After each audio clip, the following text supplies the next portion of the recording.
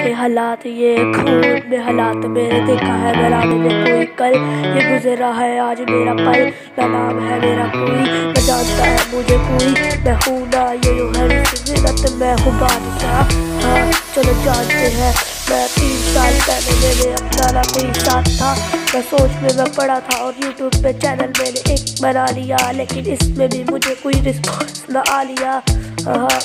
मैंने फिर भी हार ना मानी, मगर मैंने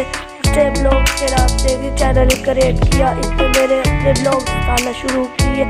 बड़े भाई ने समझाया कहा कि हम दो चार बना इस पे तुझे कुछ मिलना नहीं, लेकिन मैं